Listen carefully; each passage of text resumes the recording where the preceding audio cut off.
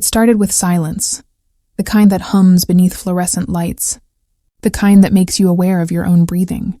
The conference room was half lit, chairs scattered from the last meeting, and my laptop's fan was the only sound fighting the stillness.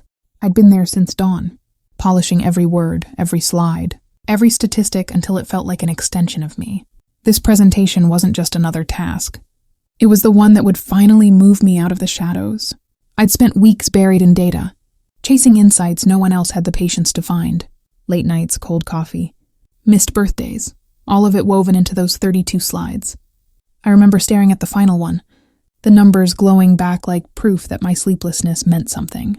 I hit save and leaned back, feeling that small pulse of pride you only get when something inside you whispers, "This could change everything."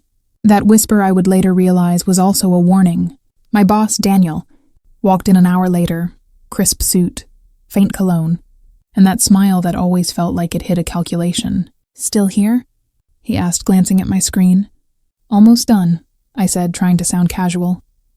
"Just finalizing the deck for tomorrow's pitch."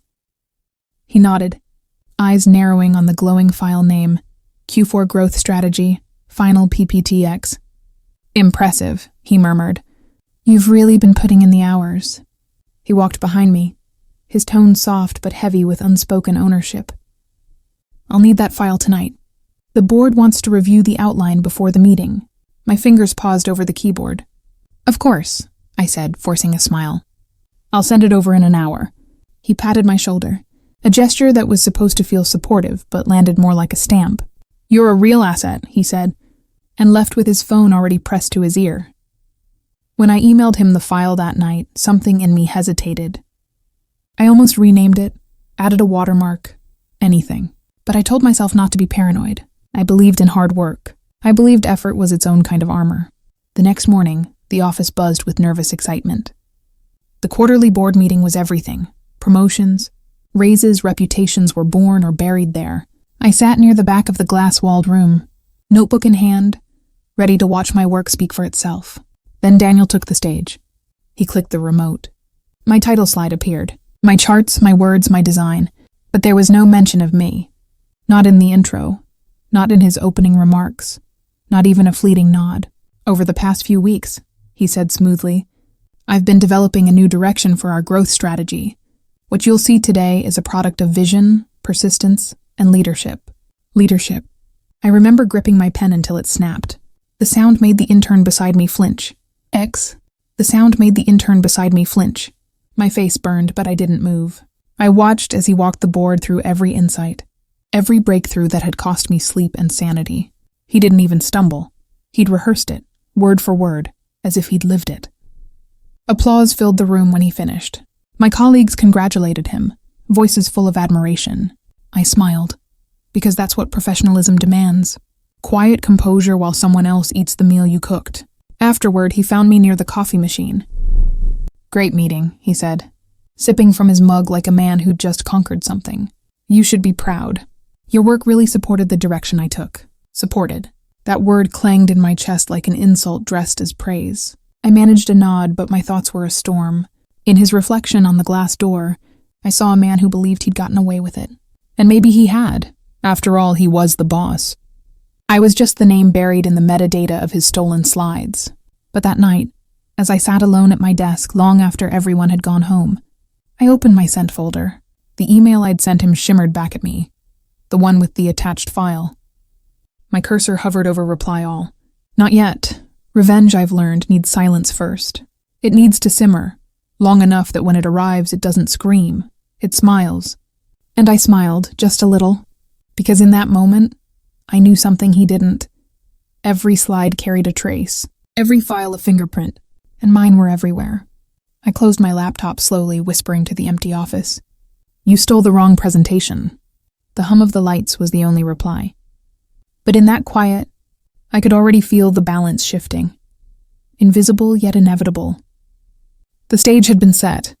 The days that followed were painfully normal, which somehow made everything worse. Daniel strutted through the halls with the easy confidence of a man freshly validated. Every conversation seemed to orbit him now. People stopped by his office to praise his brilliance, while I quietly sat at my desk, answering emails and pretending not to hear. But beneath the surface, something had shifted in me. The humiliation hadn't faded. It had simply changed form, from sting to fuel. Every click of my mouse, every polite smile, was a quiet rehearsal for what would come next. By Wednesday, Daniel was already talking about how his new strategy was going to earn him a seat at the executive table. I overheard him on a call, his voice smooth and calculated. "They're thrilled," he said. "Didn't think we could pull this off." Of course, I've been pushing this vision for months. Months. The word tasted bitter. He wasn't just stealing my work. He was rewriting history. Still, I waited. Anger without evidence is just noise, and I needed precision. So that night, when the office emptied out and the cleaners began their quiet routines, I logged back in. I'd spent enough nights there to know the system's rhythms. When the auto backups ran, where the shared folders synced, how version histories were stored. I navigated through the company server, pulse steady, fingers moving with muscle memory. Inside the presentations directory, I found it, Q4, growth strategy, final.pptx, modified the night before the board meeting. By Daniel. I right-clicked. Version history. And there it was, the breadcrumb trail. Timestamps, edits, and beneath it all, my original drafts. Each one marked with my username, my save times, my revisions. It was like looking at fingerprints on glass. Undeniable. Silent proof that the work was mine. But I didn't stop there. The real beauty wasn't just proving it was mine. It was proving how he'd covered it up. He'd renamed files, deleted backups, even changed metadata. But he'd missed one thing: embedded comments. Hidden deep in the code, my notes still lingered. Quiet whispers in the margins like, recheck stat verse Q3, and need approval from HR before finalizing notes. I'd written in my tone with my shorthand. They were ghosts of my process, and he'd been too arrogant to notice. As I stared at the evidence, a strange calm washed over me. There it was, everything I needed. Proof, motive, opportunity. But revenge wasn't just about exposure. It was about timing. The next morning, Daniel called for a department meeting. "We'll be implementing phase 1 of the new strategy," he announced, standing near the projector like a general addressing his troops. "It's going to change the way we operate." Change, yes, though not in the way he expected. He delegated tasks, praised teamwork, and smiled in my direction just enough to look magnanimous. "And of course, I want to thank my team," he said. "Particularly Maya here. She's been incredibly supportive." Supportive. There it was again, that word he wielded like a leash. After the meeting, my coworker Lena pulled me aside. "You okay?" she asked softly. "Everyone knows you worked on that." "It's not right?" I smiled faintly. "Don't worry. Truth has a way of making its own entrance." That weekend, I stayed up late in my apartment, piecing together something new. Not another presentation, not yet, but a thread. A digital thread woven from screenshots, email timestamps, and document histories. A quiet narrative of theft disguised as leadership. By Sunday night, I had everything, a tidy, irrefutable collection. I named it for reference, evidence.docx. Just a placeholder, harmless looking. But I knew exactly when and where it would surface. The plan wasn't to confront him. Confrontation was too small, too satisfying too soon. I wanted collapse, slow, public, and irreversible. On Monday, Daniel sent an email to the entire department. "Excited to share our success with the regional heads tomorrow. Everyone's contributions made this possible." That word again, contributions. He loved pluralizing things he'd singularly stolen. As I read his email, I caught my reflection in the monitor. Calm, almost detached. Revenge wasn't coming from rage anymore. It was coming from reason, and that I realized was what made it dangerous.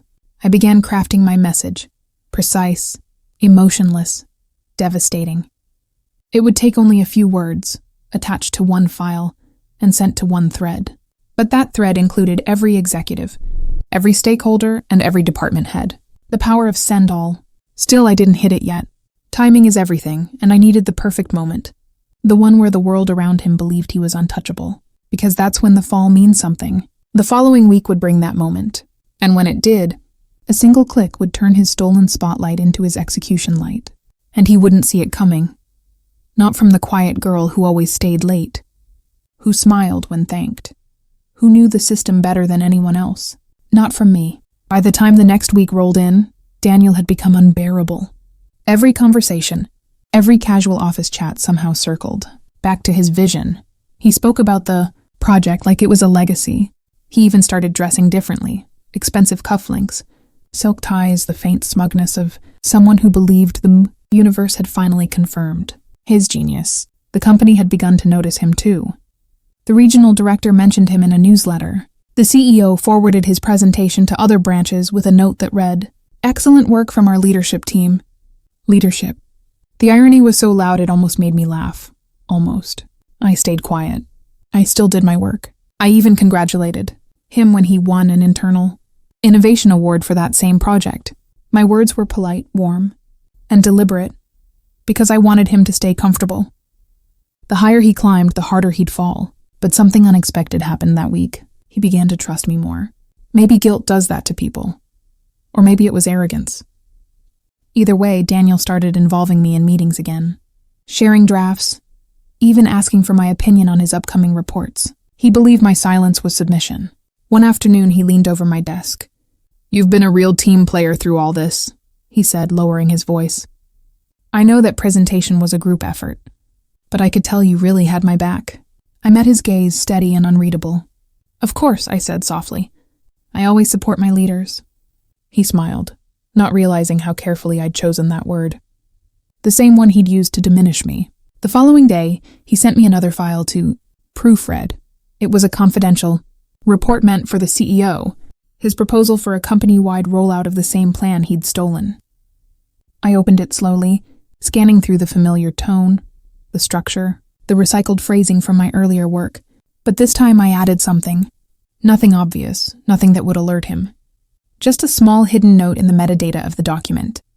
Original analysis and conceptual design prepared by MH, December 12th. Invisible to most eyes, but not to the IT department, or anyone who ever dug deep into the file properties. I smiled as I closed it, returning it with a polite email. Reviewed.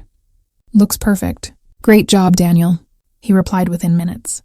Thanks, Maya, you're a lifesaver.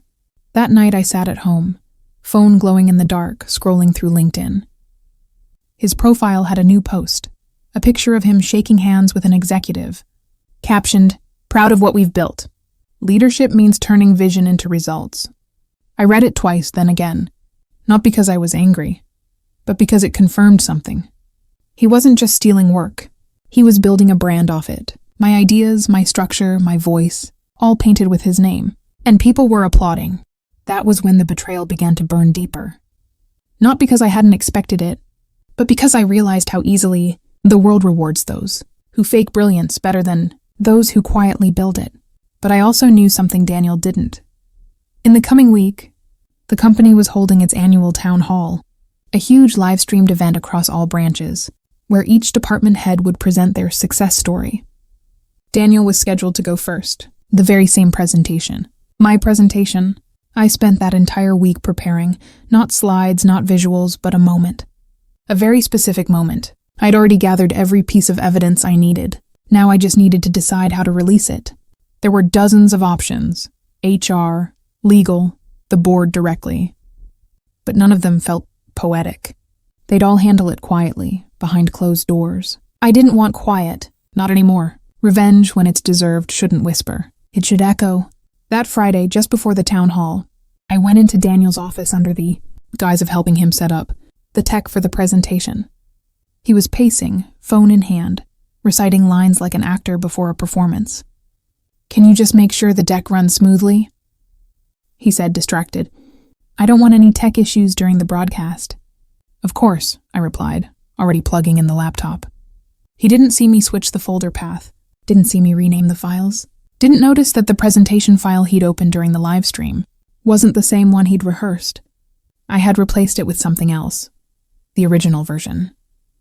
The one with my embedded notes, my metadata, my fingerprints, and one final slide at the end, not flashy, not cruel, just simple, elegant truth. Prepared and authored by MH Analyst Product Development Team. It would appear for just 3 seconds before fading into black, long enough for anyone watching to see it. As I finished setting up, Daniel gave a confident grin. "You're my lucky charm," he said. I smiled back, my heart steady. "I hope luck's on your side." When the town hall began, the office gathered in clusters around monitors. The lights dimmed, the cameras went live, and Daniel walked onto the stage, wearing his best version of humility. And I sat in the back, hands folded, eyes on the screen, because I knew that once he hit next slide, everything would begin to unravel, and he would never even see who pulled the thread. The morning of the town hall felt like electricity in slow motion. Every hallway buzzed with nerves and caffeine. Daniel's door was open. People flowed in and out offering last-minute compliments, his name laced with admiration. He loved it.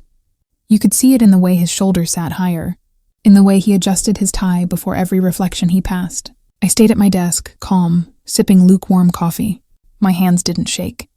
They didn't need to. Everything that could go wrong for him was already set in motion. Silent. Hidden, inevitable.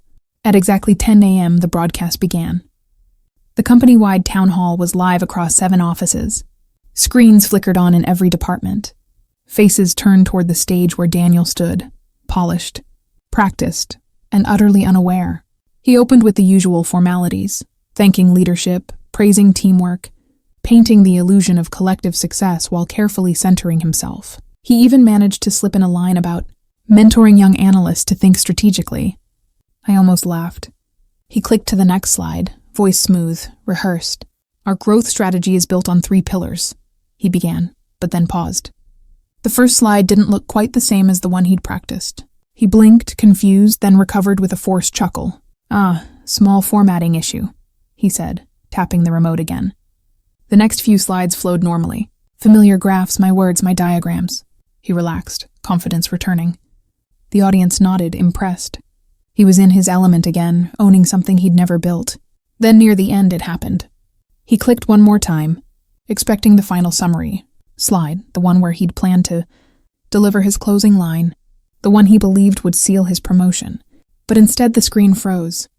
For 3 seconds, the company logo faded into a white background. And then black text appeared.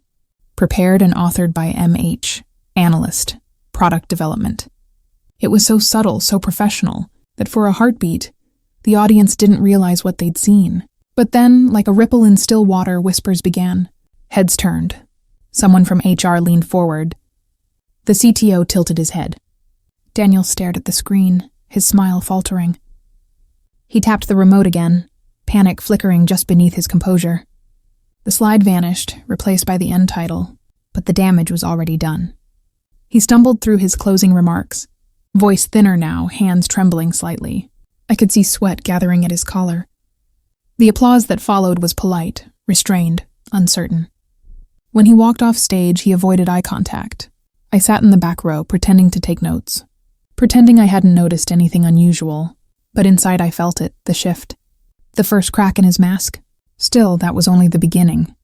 That night, while everyone else went home to gossip about the mysterious slide, I stayed behind again. My desk light glowed in the darkened office. I opened my inbox, the one where every department-wide announcement was usually sent. Daniel always copied the entire leadership team on those threads, the same thread he'd used to send out his presentation last week. I clicked Reply All. My cursor blinked on the screen, patient and merciless. I attached a zip file, the one named, for reference, evidence.docx. Inside were all the version histories, the timestamps, the metadata, the proof, and one final image, a screenshot from his own email, where he'd told the CEO he'd been developing this concept personally for months. I typed just one sentence. Since there's been some confusion about authorship, I thought it would be helpful to share the original files and revision history for transparency. No accusations, no emotion, just truth, neatly wrapped and copied to everyone that mattered. The board, the directors, the HR lead, and the CEO. Then, with a steady breath, I hovered over the button that would change everything. Send all. For a moment, I just stared at it. Funny, how much power hides in such an ordinary phrase. Those 2 words carried everything. The long nights, the humiliation, the silence I'd swallowed, and the justice I'd quietly built. Then I clicked. The whoosh of the email sending was quiet, almost anticlimactic. But the silence afterward, that was thunder. Within minutes, I saw the first red receipts appear, then another, and another. I shut down my laptop, stood up, and walked out of the office without looking back. Outside, the city lights shimmered against the windows. reflections of something breaking and reforming at once. By the time I reached home, my phone was already vibrating. A message from Lena. Maya, what did you do? Everyone's seen it. HR called an emergency meeting. I didn't reply. I just placed the phone face down on the counter and sat by the window, letting the night air cool my skin. Somewhere in that glass tower, Daniel was watching his carefully built world collapse under the weight of a single truth, and I didn't need to see it to know how it felt, because silence can be crueler than confrontation. And sometimes, it's the only language betrayal deserves. Tomorrow everything would shift. The company, the gossip, the headlines, all of it. And for once, the credit would finally fall where it belonged. The next morning, the office didn't sound like itself. No laughter near the coffee machine, no casual chatter about the weekend, just whispers, sharp, hushed, and heavy with curiosity. When I stepped through the glass doors, the receptionist looked up from her screen, hesitated, then gave me a small, knowing nod. Something had happened. Daniel's office blinds were shut. That was unusual. He liked being seen. But not today. Through the faint slits in the shades, I could see silhouettes, 2, maybe 3 people. One of them was HR. The other, I suspected, was the director of operations. I walked quietly to my desk, opened my laptop, and saw the explosion. My inbox was flooded, threads titled Clarification, the urgent source files, need to verify authorship. Some came from my colleagues, others from upper management. My heart didn't race. It just thudded once firmly like a door closing behind me. Within an hour, Daniel's door opened. He stepped out, pale and trembling under his perfect suit. His eyes scanned the room, searching for something to hold on to. Approval, sympathy, denial, but found only silence. Every conversation had stopped. His voice cracked when he spoke. Maya, can I see you in my office? I didn't look surprised. I stood slowly, walked past the watching faces, and entered the room. The air was cold, heavy with the scent of panic. HR sat on one side, the director on the other. Daniel remained standing, as if sitting would admit defeat. Please, he said, forcing a smile. We just need to clear a few things up. HR slid a printed document across the table. My for reference file. Highlighted lines, timestamps, author data, every piece of proof that tied the project to me. Daniel tried to explain, stammering something about collaborative work, about team synergy. His hands moved too much, his tone too practiced. Daniel, the director interrupted quietly. These files show that every major edit and concept originated from Maya's account. You removed her name before submitting the final version. Silence stretched thin. He looked at me, eyes wide, voice softening to something that almost sounded like pleading. You could have come to me first. We could have sorted this out privately. I held his gaze. You already made it private when you took my work and made it yours. This just made it honest. He flinched. A small, involuntary movement, like the truth had weight. The director exhaled slowly. Daniel, effective immediately. You're suspended pending investigation. The room fell silent again. He tried to speak, but the words broke apart before they left his mouth. HR gathered their papers. The director left first, nodding slightly at me as she passed. Daniel sank into his chair, the strength draining out of him. His hand rubbed his temple as if erasing the moment could fix it. You've ruined me, he whispered. No, I said quietly. You did that the day you forgot who you were stealing from. When I left his office, every head in the department turned. No one said anything. They didn't have to. The silence spoke enough. By noon, the internal memo went out. Daniel Reeves has been placed on indefinite leave pending review. Interim leadership will be announced shortly. I read it once, twice. Then I shut my laptop and stepped outside for the first time that day. The air felt different, lighter, sharper. The city buzzed around me, unaware of the quiet reckoning that had just unfolded inside that glass building. Revenge wasn't loud. It didn't need to be. It was the sound of balance being restored, the slow, deliberate click of justice finding its place. And in that moment, I didn't feel triumphant. I felt free. The following week unfolded like a strange dream, calm on the surface, but threaded with echoes of what had just burned beneath it. Daniel's name vanished from meeting invites. His office, once buzzing with constant traffic, now sat dark, blinds drawn, the faint smell of his cologne still haunting the air. The company moved quickly. HR issued statements about integrity and transparency. Leadership announced new initiatives for proper crediting practices. Everyone knew who those words were really about, but no one dared to say it aloud. I stayed quiet, as always. I didn't gloat. I didn't seek apologies. I just kept doing my work. The difference was now people noticed. They saw me, not the assistant, not the support, but the strategist, the analyst who had built the presentation that saved the quarter. On Wednesday, the CEO stopped by my desk. A woman of few words. She rarely appeared outside the executive floor. Yet here she was, Ned, holding a file and wearing that inscrutable half-smile people have when they already know more than they're saying. "Maya," she said softly, "I reviewed your report. Impressive work." "Thank you," I said, steady but polite. She nodded. "We're making some changes in leadership. When things settle, I'd like to discuss your future here. You've earned that conversation." Her tone carried no flattery, just fact. And that was what made it powerful. When she left, I sat for a long time, staring at my reflection in the dark screen of my monitor. The same desk, the same light, the same sound of the printer humming in the distance. Yet everything felt rewritten. Justice doesn't always arrive with applause. Sometimes it just sits quietly beside you, like an old friend who doesn't need to say anything. That night, I stayed late again. Old habit, maybe. The office was empty, the city outside flickering like static. I walked past Daniel's darkened office, paused for a second and looked inside.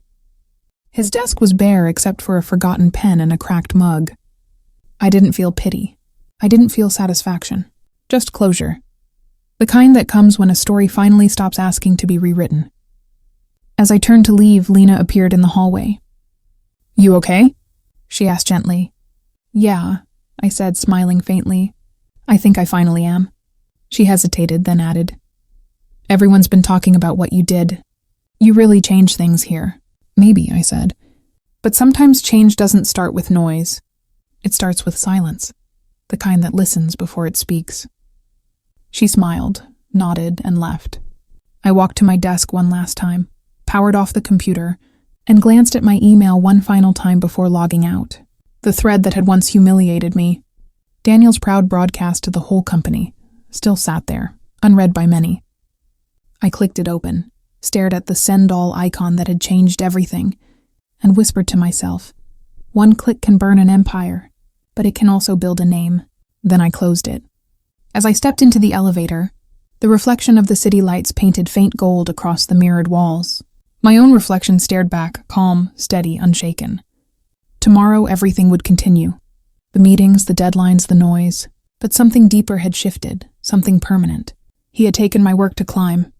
I had used truth to bring him down. No lies, no dramatics, no raised voice, just proof. That was the difference between power and control. He had one, I had the other. And in the end, truth always keeps better records. Weeks later, the office found its rhythm again. But I moved through it differently. Quieter, sharper, untouchable. People greeted me with new respect, though most didn't know the full story. They just knew something had shifted, like the ground beneath them had quietly changed direction. I learned something through all of it. Revenge isn't the scream people expect. It's the whisper that follows long after the noise fades. It's not about destroying someone, it's about restoring the balance they tried to steal. Daniel's downfall wasn't dramatic. There was no public meltdown, no shouting match in the hall. He simply disappeared, resigned, escorted out one morning. His security badge deactivated before lunch. By evening, his nameplate was gone. That's how real endings happen. Not with fire, but with quiet efficiency. I never told anyone what I did. There was no need. The truth had done all the speaking for me. The system that once overlooked me now had to acknowledge my work, my voice, my worth. But more than that, I realized something deeper. Power isn't taken. It's revealed when someone tries to hide it from you. One afternoon, as I packed up my things for a new department the CEO had invited me to join, I caught a glimpse of my old reflection in the window. The version of me that once doubted, once stayed late for approval that never came. She looked back at me with tired eyes, but also with something I hadn't noticed before. Resilience. That's what they never teach you. That silence can be armor. Patience can be strategy. And kindness, when used wisely, can be the sharpest weapon of all. I didn't win by exposing him. I won by not becoming him. As I left the building that evening, the sunset bled across the skyline, turning glass towers into molten gold. It felt poetic, almost scripted, like the city itself was closing a chapter with me. For the first time, I didn't feel small or overshadowed. I felt complete. Not because he fell, but because I stood my ground. And in that still moment between past and future, I whispered to myself, every secret finds its reckoning. This is Karma Unfolded, where every secret finds its reckoning. Don't forget to subscribe.